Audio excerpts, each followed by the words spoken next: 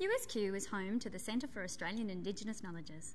The Centre for Australian Indigenous Knowledges, or CAIK as we know it, is designed to support Indigenous students here on campus at USQ, as well as providing research opportunities for academics from within USQ and from all over Australia. We hope you enjoy the following presentations. As is customary for public addresses, I wish to acknowledge the traditional owners of whose land we meet on today, the Djarawar and Gayabal people. I also acknowledge Indigenous elders, past and present, for their considerable and often unheralded work performed in paving the way for improvements in our quality of life today. And finally, in making my mandatory acknowledgements, I publicly pronounce that I do not condone acts of violence, physical or mental, perpetrated against women and their children. The topic of my talk today is on a word made famous by Pauline Hanson, or should I say, made public by Miss Hanson's ignorance of and intellectual deficit on the single word xenophobia. Who could ever forget the infamy gained by Miss Hanson with her "please explain" comment on 13 October 1996 when asked by 60 Minutes journalist Tracy Curo if she was xenophobic. Those two simple words, "please explain," amplify the degree of Miss Hanson's naivety to the broader community and have forever removed any doubt of her sophistication as a person of influence. Or as Abraham Lincoln so eloquently put it back in the turn of the 19th century, "'Tis better to be silent and be thought a fool than to speak and remove all doubt." I believe it is Australia's xenophobic attitude to Indigenous people that has brought about our high level of marginalisation and social disadvantage. Xenophobia, as described by the Oxford Dictionary, is someone who has a deep antipathy to foreigners. Michael Jam, on the other hand, defines xenophobia as a negative attitude or fear towards individuals or groups of individuals that are in some way, real or imagined, different from oneself or the group one belongs to. Yam's definition raises several pertinent points. Who is offended? What criteria is the offended using? Who are the others?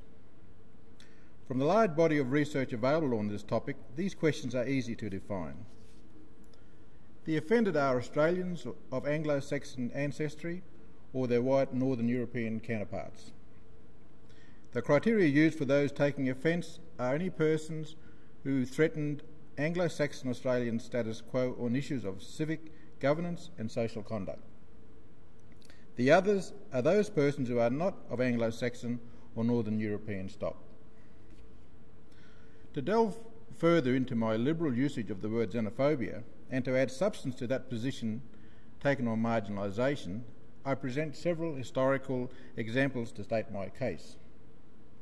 In 1919, Jack Marsh was battered to death by two whites in a street fight outside the billiard hall in Western New South Wales, just 12 years after he was declared the world's most feared bowler in cricket.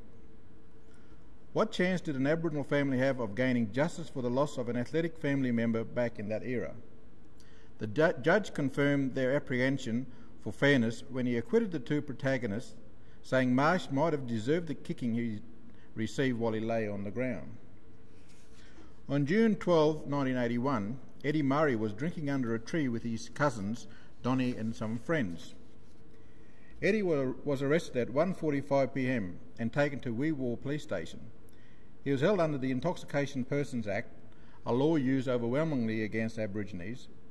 Within the hour he was dead, strangled with a blanket in his cell, his feet on the ground. At the inquest 5 months later, the police claimed Eddie had killed himself by hanging, even though his blood alcohol level at the time of death was 0.3%.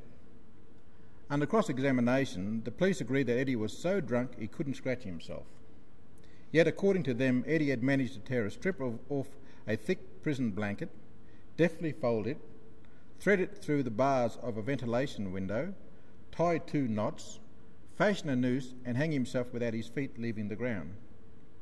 Again, 15 months after the Eddie Murray death, another Aboriginal man, John Patt, died in Roebourne, Western Australia, whilst in custody.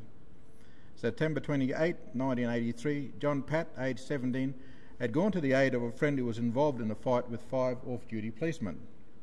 Witness at the inquest said they had seen him kicked in the head after he had lost consciousness, like a dog.